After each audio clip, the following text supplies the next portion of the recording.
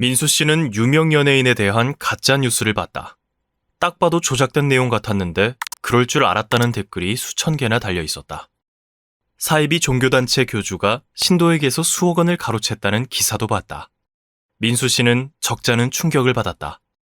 사람들은 이 말을 진짜 믿은 거야? 얼마 전에는 명문대 출신인 동창에게 다단계 판매를 시작해보라는 권유를 받았다.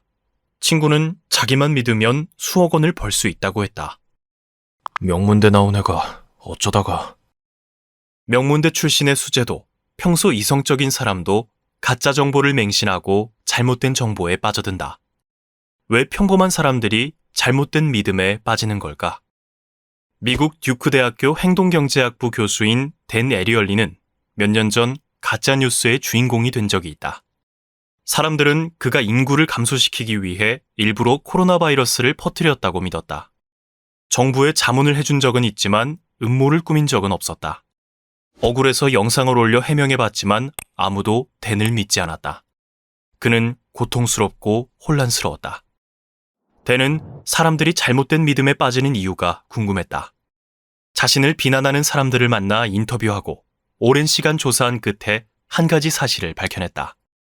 잘못된 믿음이 일종의 깔때기와 같다는 것이었다. 잘못된 믿음은 4단계를 따라 내려가면서 깊어진다. 그중 몇 가지 단계를 살펴보자. 1단계, 감정적 요소. 잘못된 믿음은 스트레스에서 시작된다. 계약직 교사였던 이분은 코로나 팬데믹이 심해지면서 해고되었다.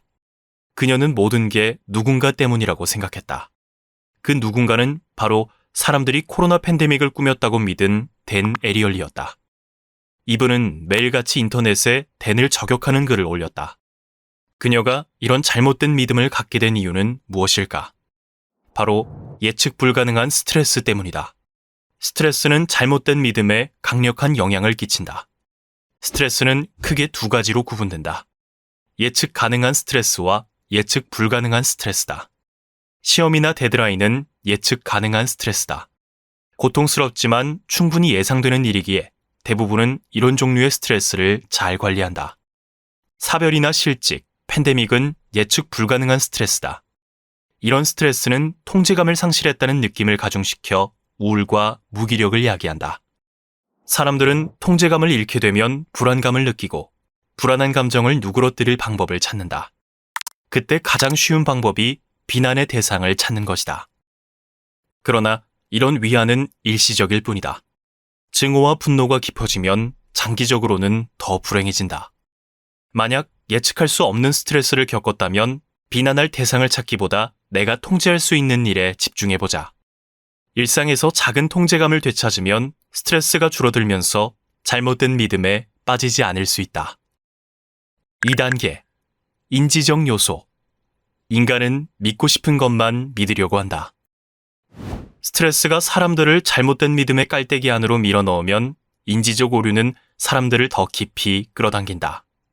대표적인 인지적 오류가 확증 편향이다. 확증 편향은 기존 신념을 뒷받침하는 증거를 찾도록 유도하면서 기존 신념에 문제를 제기하는 정보는 무시하도록 유도한다. 예를 들어 누군가를 싫어하는 사람은 싫어하는 사람에 대한 나쁜 소문을 들으면 사실 확인도 없이 그 소문을 사실이라고 믿는다. 사주를 믿는 사람은 사주에 나오지 않는 사건이 발생하면 사주를 의심하기보다 그 사건 자체를 무시한다. 잘못된 믿음의 깔때기에 빠지지 않으려면 확증 편향에 맞서야 한다. 자신이 반대 증거나 데이터를 의도적으로 배제하고 있는 건 아닌지 늘 살펴봐야 한다.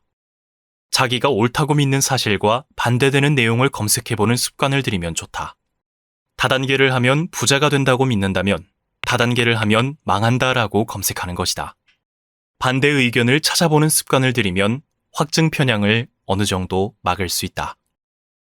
3단계, 성격적 요소. 잘못된 믿음에 잘 빠지는 성격 3가지. 유독 잘못된 믿음에 잘 빠지는 성격이 3가지 있다. 첫째, 지적 겸손이 낮은 사람이다. 지적 겸손이 낮은 사람은 자신의 의견이 틀렸을 수도 있다는 사실을 절대 인정하지 않는다. 자기가 제일 잘한다고 생각하기 때문에 다른 사람이 설득해도 자신의 의견만 고집한다.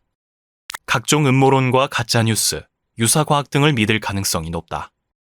둘째, 유독 의심이 많은 사람이다. 약간의 의심은 스스로를 보호하기 위한 인간의 본성이다. 하지만 의심이 지나치게 많은 사람들은 확실한 연관성이 밝혀지지 않은 것들을 자신의 생각대로 이어붙이는 경우가 많다. 이들은 미신도 많이 믿는 편이다. 의심이 많은 사람들은 다음과 같은 생각을 가지고 있다. 나를 제외한 누구도 믿지 않는다. 내가 직접 겪거나 보지 않은 일은 절대 믿지 않는다. 다른 사람들의 거짓말을 잘 캐치한다고 생각한다. 셋째, 자기애가 너무 강한 나르시시스트도 잘못된 믿음에 빠질 가능성이 높다.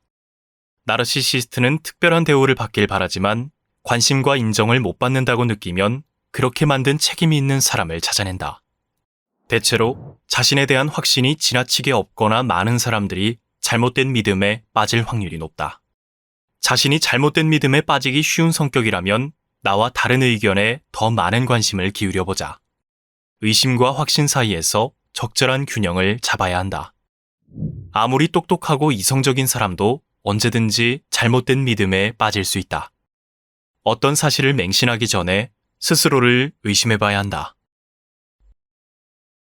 이성적인 사람들이 비이성적인 것을 믿게 되는 이유. 데네리얼리 미스빌리프. 이 콘텐츠가 도움이 되었다면 구독과 좋아요를 눌러주세요.